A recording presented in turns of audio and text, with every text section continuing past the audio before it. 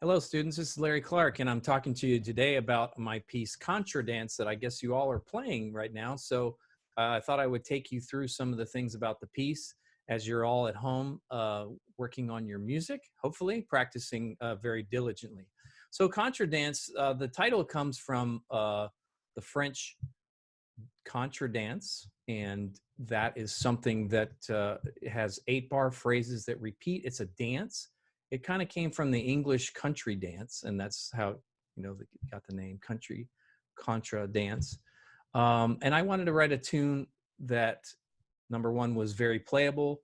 Number two was fun to play, that a melody you would like, and that every section of the orchestra got an opportunity to work on playing the melody and having that possibility. But I also wanted the piece to have sort of a classical kind of a sound to it when I put it together. I wrote this piece in 1998, so it's 22 years old, and it gets played quite a bit, which I'm happy about.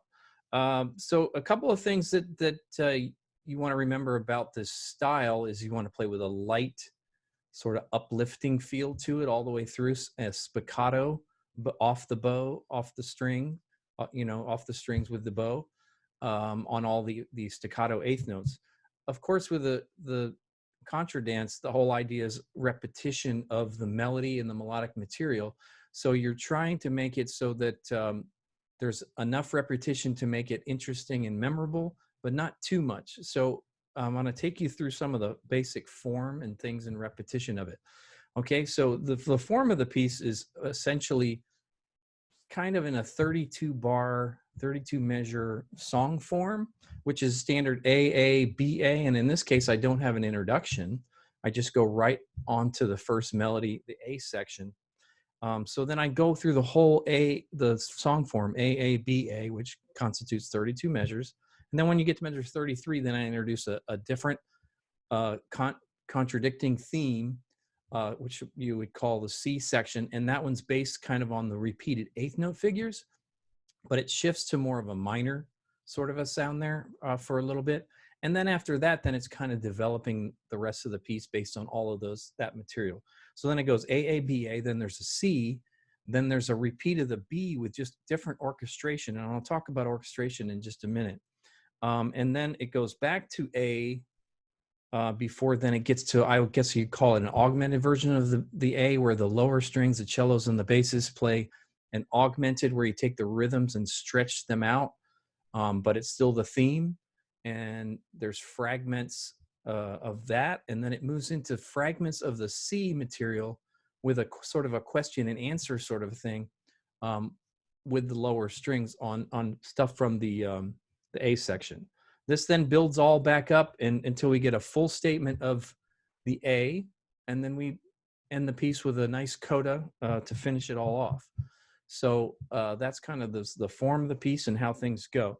One of the things that's really important to me that I try to do in all my pieces is I try to orchestrate it so that it's not everybody plays all the time, so that the sound of the orchestra gets old. I try to do it where, there's smaller groups.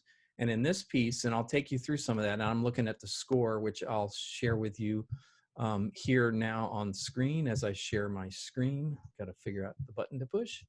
There we go. So as you can see now, you can see the Contredanse score.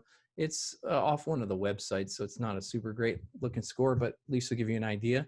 So we have the standard A here at the beginning, and then we go over to the B section when we get to 17. You notice it's cello, basically solo with a little bit of a bass line in the basses. Then that goes back to full ensemble when we get to measure 21. 25, we get an opportunity for the second violins and the violas to play the melody, but with a much thinner texture, just the cellos playing the repeated eighth notes, and then the first violin's sort of doing a counter melody, but only every once in a while. So again, mixing up the orchestration so that it's not full and thick and heavy all the way through, and it has different variety of that. We talked about the B section there at measure 33, right over here. That is that difference, and it goes into a minor key. It goes to E minor for just a little bit, and a little bit varied. Now, 41, it's the B section, but it starts out as, it's like a duet. It's a violin and viola duet. There's two parts going on here, and that's it. So the cellos and the basses get a chance to rest, so that then when the full ensemble comes back in, it sounds fuller, and it's not just the same sound all the way through, which makes it much more interesting. At least I hope makes it much more interesting to listen to. So what I'd like for us to do as we're working on this and looking through it, oh yeah, and then there's that pizzicato section a little bit there. I'll find it. Here we go, for measure 49. It's really important. What I find that students often do that's a challenge is when you play pizzicato, there's always a tendency to really crush the space between the notes, and it speeds up. So we get bump, bump, bing, bump, bump, bump, bump, bump, bump, and it gets faster and faster the more you do the pizzicato. So see if you can really control and think subdivision in your head at measure 49. Bump, bump, bing, bump, bump, bump, beep, beep, beep, bump, and make sure that goes through there. And and what I'm going to try to do now is I'm going to play the recording that's on the website. So you'll be able to hear some of it, hopefully through your speakers, so you can follow along on your own part. But I might make a few comments on how we play things, while we're working on that. So here it goes. See how this goes. Yeah, so nice light staccatos in the middle strings and cellos, and lifting even on the quarter notes. P, ba, P, ba, ba, ba, ba, P, P, ba. So then I would say a little more marcato, a little more bow length when you get to this section in measure 9. Really lengthen out the bows. Yeah, just like they played there on that recording. Oh, let me stop for a second. Just like on the recording, make sure the downbeat is 17. You play with a nice full quarter note, long bow right into the rest. Also, I will note that there's a mistake on the recording. So if you've listened to this recording before, in measure 18 on beat 2, they actually play a different note than what's written. It should be a D there. D da da da dee da da dum bom bom beam. So it goes A D A D. So just check that out and make sure you're playing that exactly how it is. So it was just a mistake on the recording session. Oh, all righty, we'll continue on. So we pick up. So a lot of counterpoint. So we need to make sure all those voices you can hear. Okay, middle strings, and then interjections by the upper strings.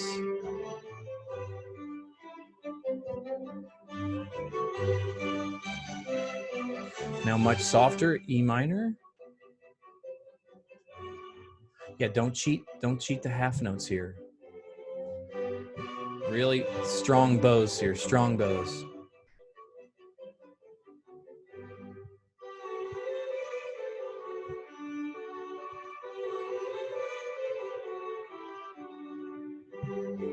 Yeah, again, mixing it up, we had a duet.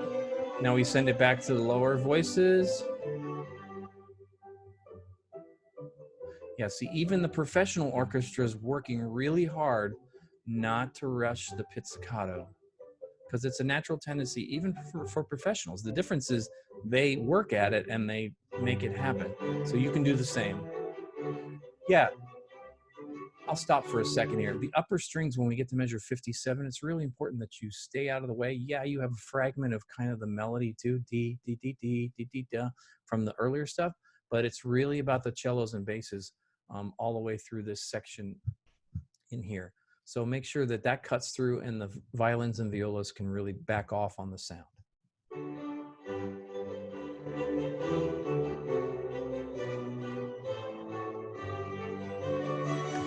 Back to material from the C section with answers and questions and answers from the A theme. Big build here now. And then you bring it home with long bows. All the quarter notes, give me long bows.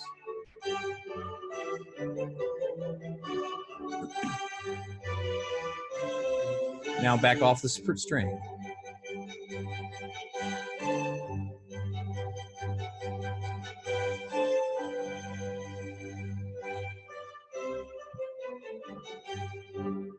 So it's really important there, the last two bars, that the lower strings, second violins on down, that you play full long quarter notes on 1, 3, jump, bump, bump, bump, beam, bump.